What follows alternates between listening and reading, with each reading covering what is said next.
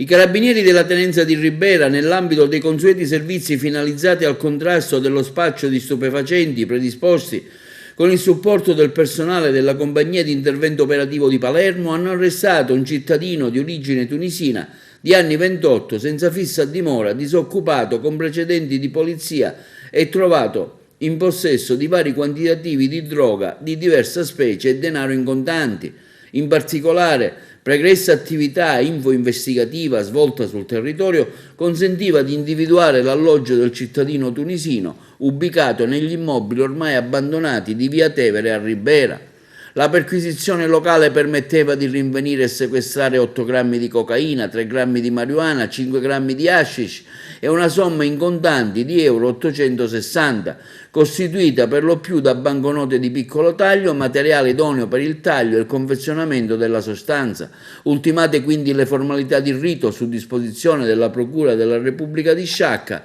l'arrestato veniva posto in libertà in attesa del relativo processo all'esito degli accertamenti tecnici sulla sostanza in sequestro.